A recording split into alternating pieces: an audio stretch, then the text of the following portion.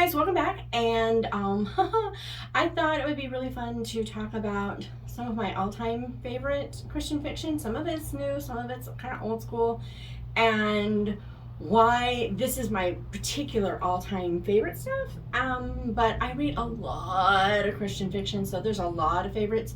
But these are like the ones that if someone's looking for something really deep faith building, would be my go-tos. And two of them I don't actually have copies of. And at first I was like, what is wrong with you? And then I realized, oh yeah, I probably loaned them out and never got them back.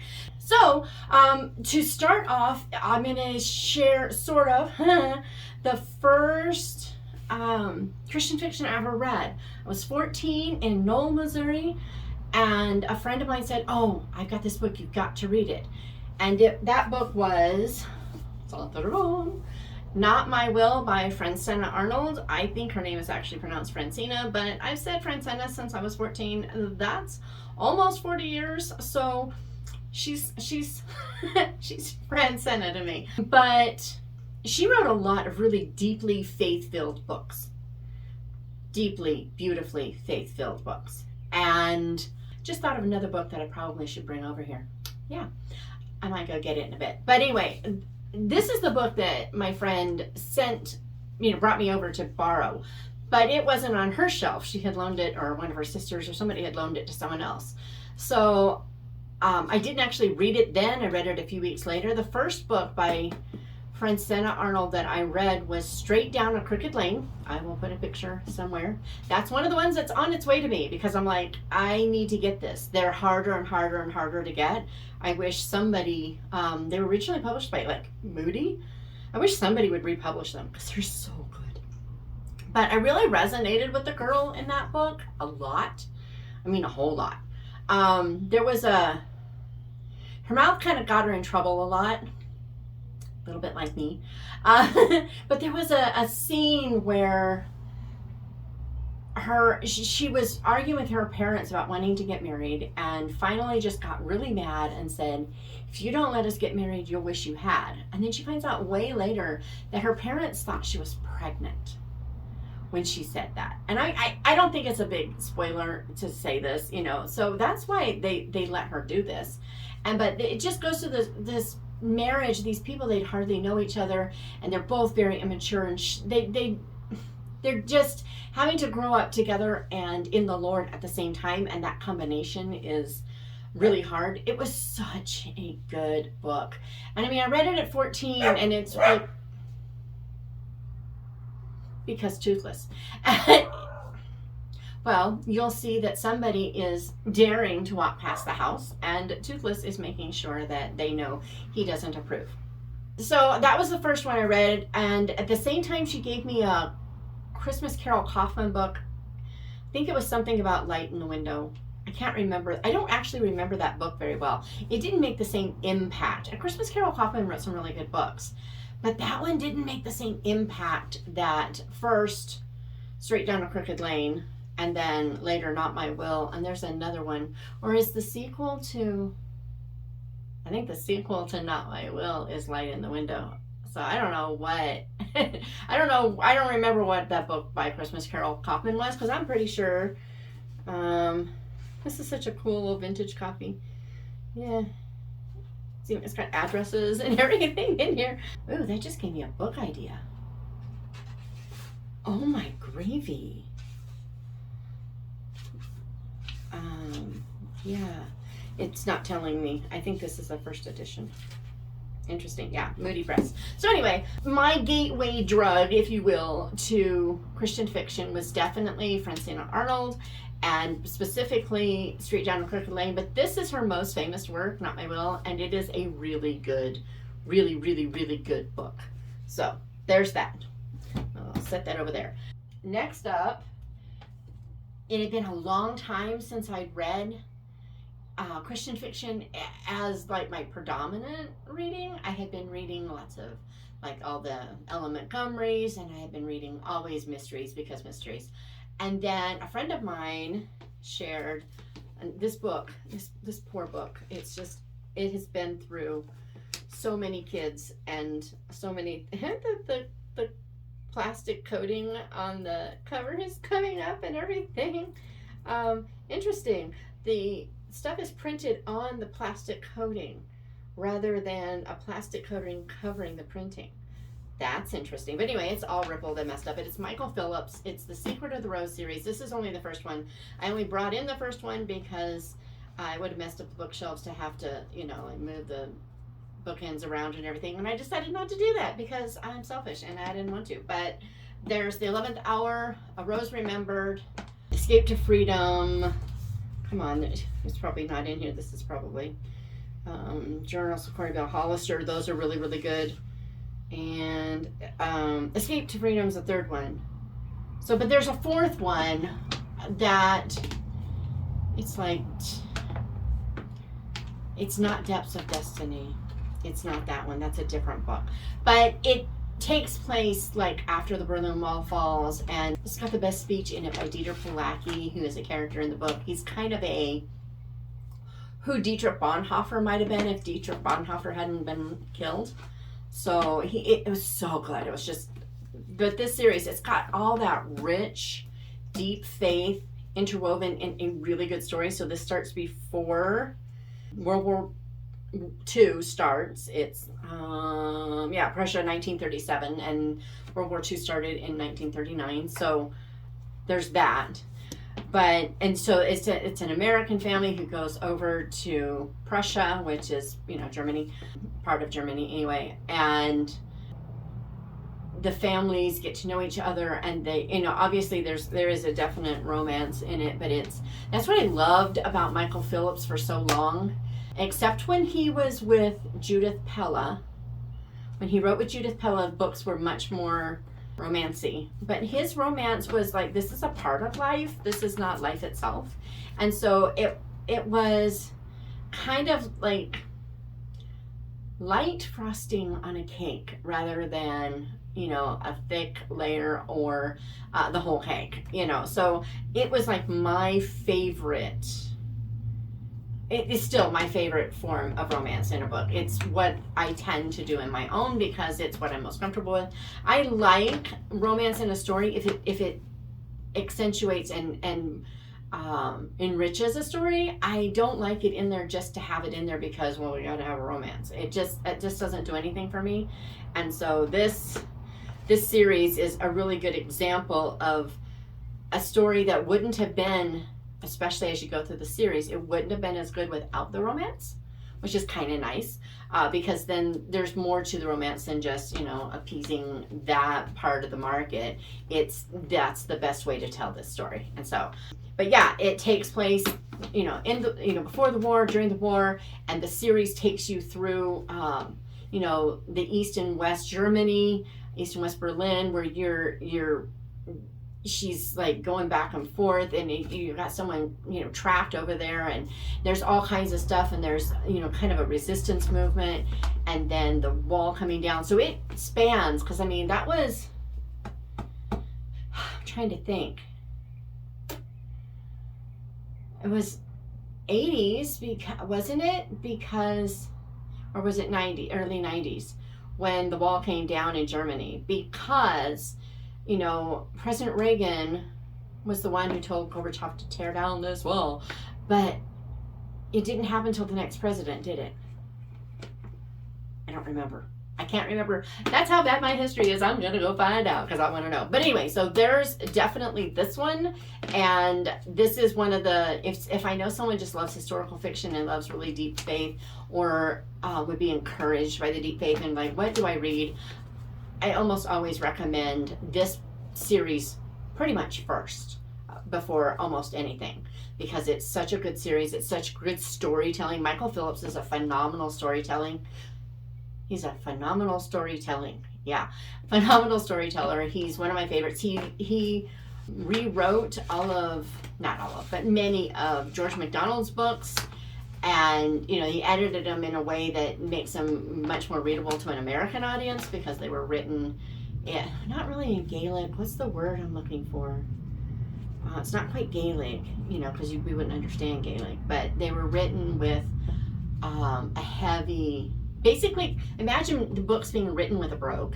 They were written like that with many of the Scotch words with, anglicized, but it takes some translating. So that's what he did. He basically translated them into modern American English without ripping out the feel of his stuff. So he's very varied. He's got got one little fantastical book that I'll show you at some point, and he's got some spec fic, Garden of Eden, Noah's Ark thing. And then obviously he did like the Russian series with Judith Pella. He did the Stony trilogy, which is pretty good, but it's also, some of them anyway, are with Judith Pella. He did my favorite Western book of all time, Gray Fox. So Michael Phillips, definitely. There's that. Just gonna say it's getting hot out here because I can't have that on. So this is Desert, and I'm hot. The next book I don't have, again. I wanted to like make it last, but it doesn't really fit there. The next book I would recommend is pretty much, if anyone is like, I'm only going to read one Christian book ever, I would send them to this one. So it's Out of North Korea by Alana Terry. I'll put a picture up, and it'll be in a book haul soon because I need another copy if mine's gone, because I don't know where mine is. I don't even remember who I loaned it to. I have no clue. I mean, I have clues on the Francena Arnold, where it might have gone, but I have no idea. And maybe it's just, hasn't made it to the library room yet. I don't know. But Out of North Korea tells the story of a photojournalist who goes into North Korea through China, and he's captured, and they think he's a Chinese spy. Or is he just a spy? I don't remember if they think he's a Chinese spy or if he's just a spy. Can't remember if they're colluding together, those countries. But anyway, he gets put in prison, and it's not what he expects, and it's way worse, and it's better too, but it's kind of this guy's faith journey while he's a prisoner in a North Korean, political prisoner in a North Korean prison, and all that he goes through and all that he's expected to do. And it felt, which one is it? Okay, so if you've read the Mrs. Polifaxes, I think it's the China Station one, where there is a guy in prison in China and they've got to rescue him. There are parts of it that felt a little like that. So if you loved that, but you want something Christian fiction, there's definitely this. It is written in first person present. And anyone who knows me knows that is like my least favorite writing style. I'm not a huge fan of first person, but I will read it. I'm not a fan at all, zero, of present tense. I will avoid it like the plague unless you grab me and you hold me. That book grabbed me and held me so much that I was like 2/3 through the book before I realized I was even reading present tense. So A, the story was that great, and B, the writing was that great. So one of the problems I have with first person present is how often it feels like what my friend author Barbara Cornthwaite, she talks about and then you walk to the Christian sink. Yeah. That one, because we have very religious sinks in our homes. And then you walk to the kitchen sink writing where you just give way too much detail that means nothing to the story. Well, first person present tends to feel that way, except it's like, then I walked to the kitchen sink and I saw what was out the window and it becomes, but no, it's not even that, because it's worse, because it's like, I am walking to the kitchen sink, I am looking out the window, I am doing this, and I'm like, I don't care what you're doing. It just really bothers me. So when you've got someone who writes in present tense and it's only about the immediacy of the tense instead of about just, filling because I think that's what it feels like. It's not necessarily what the authors are doing, but it feels like when it's not done great, it feels like the author is going, oh, this is what's popular, I'm going to write it this way, instead of this is what came natural to the story. I think Jennifer Sienna said in her Apple Hill series that she kept trying to write it in other ways, and it came out first person present the whole time, and she just went with it. But then she has other books, other series that she hasn't done that with. So, sometimes it is what is best for the story, especially in people just say YA, I don't agree, but any YA adventure, any even suspense thriller, anything that requires some immediacy and some fast pace, it makes sense. I've seen it done in historical fiction, as in fiction written 150 years ago. I have seen it done. Didn't like it. it feels way too modern for my eyeballs, and I don't like it anyway. So when it's back then, it just doesn't work. But another place it does work is if you've got a split time and you've got someone writing in third past, you know, so he went and saw and did, and then you've got the current timeline where I'm going, seeing, doing, then, or she's going, if you just write only in present, you know, she's going, seeing, doing, then at least, you know, it does a really good job of defining those two. And then I think Stephen James, this is becoming a point of view thing, sorry, but Stephen James, I think in his books, his primary point of view character is present tense, and it might be not present tense, it's first person. It might be present tense, but I'm not sure about that part, but I know it's first person. And then any other character point of views, those are all past tense and past tense for sure. I just don't remember if his books are first present or if they're just first. The Patrick Bowers series.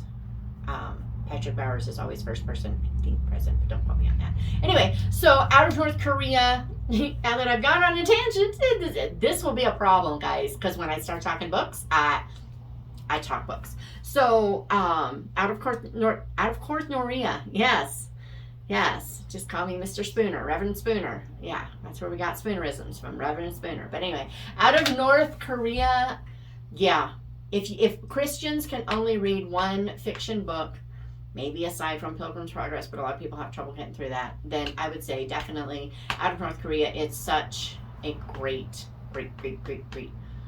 book. It puts everything into perspective. And so, you know, there's that. And then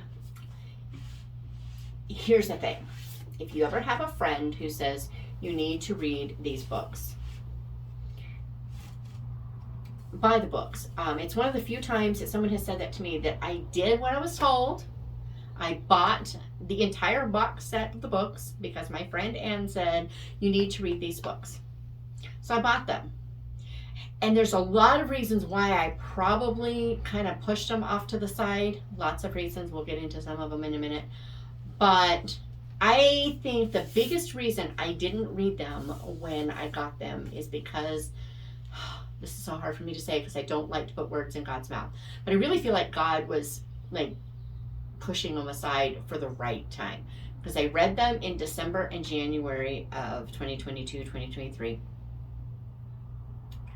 And it was exactly the right time to read those books. And last night I was reading I'd Rather Be Reading by Anne Vogel, and I don't know if I can find it, and I don't even have my glasses, so it's going to be really fun if I do find it. I'm tabbing this thing up.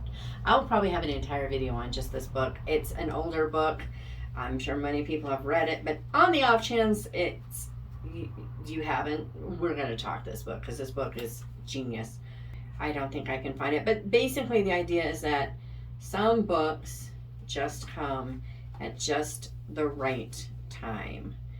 And you know, you buy them and you set them on a shelf, and then all of a sudden you get them, you just read it at just the right time, and it's such a big deal.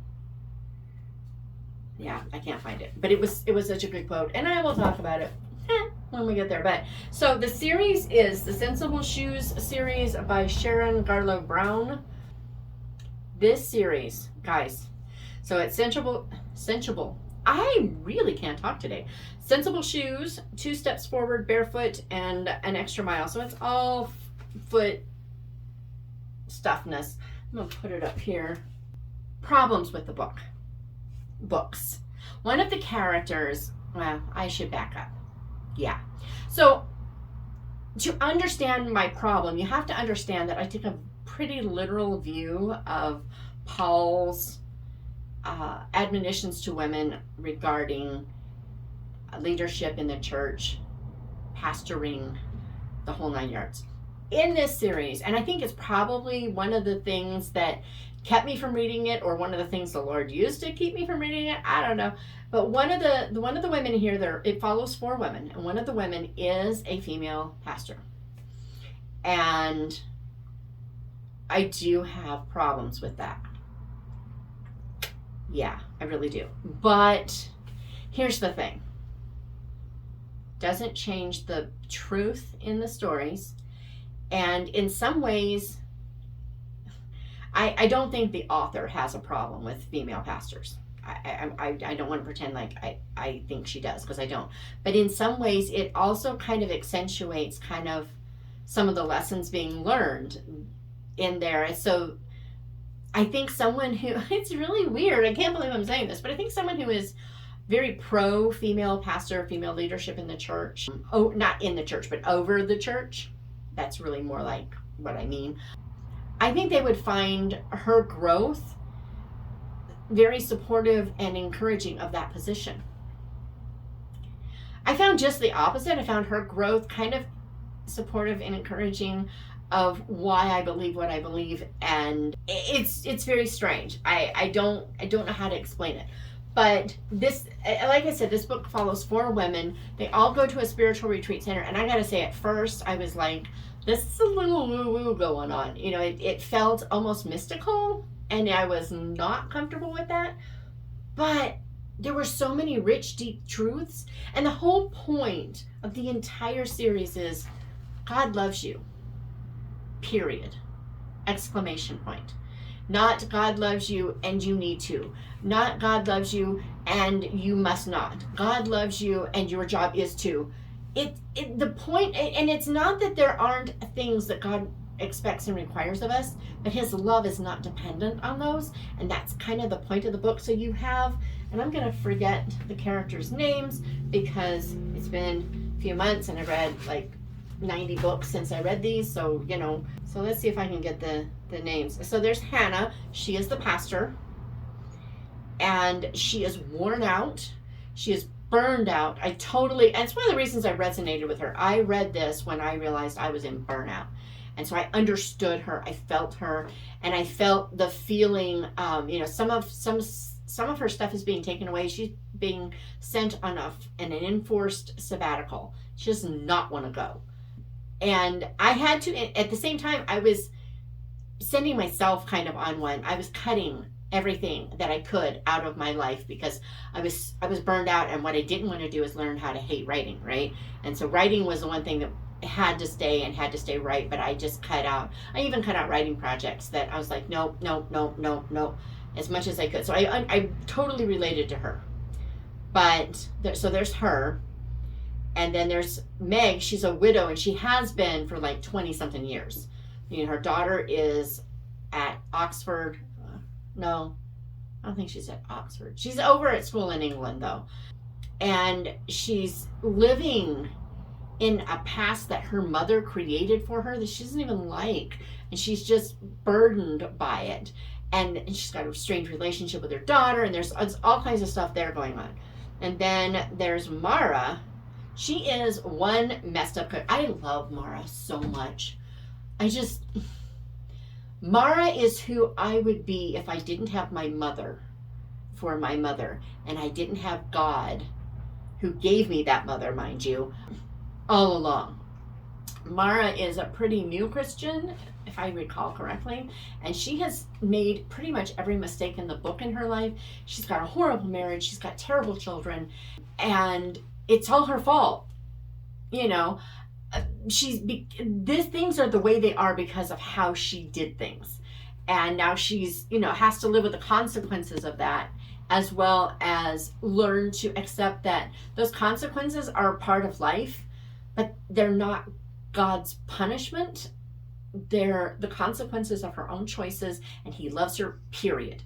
You know, he'll get her through them, but he loves her, period. And she's just hanging on to that by a tiny little thread. And then there's Carissa. She's a graduate student who is obsessed with being the best at everything and getting everything exactly right, and everything has to be just perfect.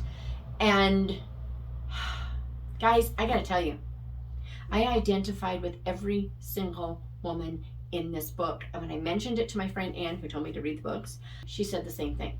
And I suspect that's the genius of this series, is that she managed to pull things that are totally common to women and find a way to put them into each of these characters as kind of a laser focus in such a way that we resonate with all of them. Their books are so good. I'm going to reread them. I did not tab as I read. I literally plowed through them. But I plan to reread them. My friend says there's a set of journals that go with them. I don't know if I'm going to buy those journals and follow through their guided journaling, or if I'm going to do my own. The reason, normally I would just do my own. I like to take notes my way, do things my way. That's important to me. But the reason I'm tempted to do the guided journals is because there are a lot of spiritual practices in here. That sounds so new agey and witchy to me. Ugh. But there are a lot of spiritual practices in here that really encourage you to focus on the Lord and on Him and open yourself to what He has to show you through His Word and through prayer. And your prayer is going to be impacted by the Word that you read, so you need to read the Word. You know, having that guided for me, maybe I'll do both. I don't know. I'd love to know what you think. But Sensible Shoes series, if story isn't the reason that you read, if you really are reading to glean and learn, but you also want to learn in a really accessible way, then skip Phillips and try these, because I gotta say, man, this series, one of the most important books I read in, well, probably the most important series I read in 2022 and 23, but we're going to get to probably the most important book in just a second. Finally, last year I talked with the author of this last must-read Christian fiction. It was her debut novel. And while I was waiting for, I have my podcast, so, I get on about 10 minutes before. I send all the links out, and then I tend to be reading. And I read The Look Inside on Amazon, which is kind of cool because if I recall correctly, it was one of the first times I ever saw a look inside for a book that wasn't released yet. That was super cool. But I was cracking up when she got on. I was like, this book, oh my gravy, this book is so good. So the book is The Extraordinary Deaths of Mrs. Kipp. I spent last year, every time someone says I need something to read, I'm like, read this. Just push this. This book here talks about being a being book bossy. Yeah. I was book bossy about this book last year. I mean, and I probably will be forever. In fact, I'm going to be buying quite a few of these to always have on hand, because I'm going to wear this book out. I'm just going to wear it out. I need to see if they have it in hardback. That will help. Look, it's already got stuff on it. It's already got a slightly bent page. It's just, oh my gravy. Guys, this book. So, the book is about Clara, and it opens with her on her way to hospice. I'm not giving you any spoilers that aren't either on the synopsis in the back, guys, this cover, little newspaper thing, looks like a newspaper on the back. I mean, it's so cool. So Claire's on the way to hospice, and she's got such a spunky, feisty, snarky, she's just hilarious, view of life, and she's self-assertive in a way that doesn't fit other parts of her, and yet it does, and yet it doesn't. And I mean, she gets there and they take her to the room and there's no view, and she's like, no, I'm not dying without a view. Get me a room with a view. I'm just like, you're genius, I love you so much. And there are cookies, and she's really into these cookies, and she just won't let people alone. And so, there's a guy dying, because it's hospice. Everybody in this place is dying. And the guy dying across the hall, she just goes in there, and he doesn't want her there. She's like, I don't care, you're going to get me anyway. And she's such a neat personality. Well, I love that the tagline on the back is, a throwaway assignment is about to change 2 lives forever. Here's the deal. This throwaway assignment, you've got a journalist who blew it big time. She blew it. Bless her heart. And kind of as punishment and to teach her a lesson, and because her editor knows this is a good good writer, she's a good journalist, but she needs to be kind of taken down a peg and learn a few things. She sends, and I think her name is Aiden. I always want to call her Addison for reasons I can't understand, but Aiden is sent to Mrs. Kipp to write Mrs. Kipp's obituary. Mrs. Kipp isn't dead yet, but we're going to get all the information there. And when she gets there, Mrs. Kipp is like, basically, you give me, the gal writes a few and they're just not good enough. And the gal's like, no, you take this seriously. So she goes back and Mrs. Kipp basically says, you give me a good death and I will give you a story about my life. So Aiden comes up with these wild and crazy, she's hang gliding. I was looking for that word the other day, and now I remember it. Hang gliding. She's hang gliding and plummets to her death, or she's, riding a motorcycle to the top of Kilimanjaro. I don't know. I can't remember what they were, but it's that kind of thing. And then Mrs. Kipp tells some part of her real life. I don't cry in books. And I don't know if I actually cried, but for me, I was so choked up that I might as well have been ugly sobbing, because that's how much I'm just weird and I don't cry like a lot of people do. And that's not good. It's just who I am. But I had the equivalent of an ugly sob just wrecked at the end of this book, and all in the best ways. This book is so good. It points you again back to the Lord and his goodness and what a life spent for him can look like, and how it's not perfect like Carissa is looking for. It's just rich and important, and you are beloved. And I just so trying to remember if I can remember it. She's got another book coming out. I think it's at the beginning of next year. The gal in the book, and I think Sara Brunsvold did it herself as well, cooks her way through her mother or her grandmother's German cookbook. So the title of the book is something like, and I'll get a picture and put it up here, but it's something along the lines of like the divine secrets of strudel or something like that. It's just kind of a weird title. I have no doubt it's going to be awesome. Can it live up to this? I feel bad for her.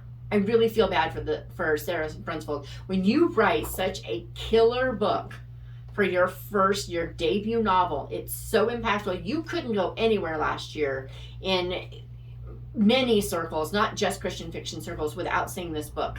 Everybody was talking about it, and it was worth every bit. And if she doesn't end up with 1,000,001 awards for it, then she gets completely just robbed.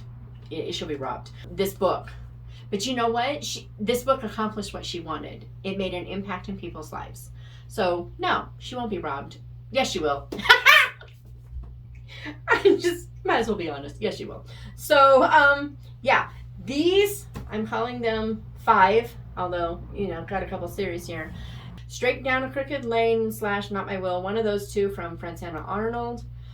And Michael Phillips' Secret of the Rose series, most of his books. I'm just going to say most of his books. I quit reading him when he went into the South. Stuff was too detailed for me to handle. The stories didn't grab me, and I don't know, something changed in his writing, and I quit reading him at that point. But up to there, I loved his work. It was great. And then Out of North Korea by Alana Terry.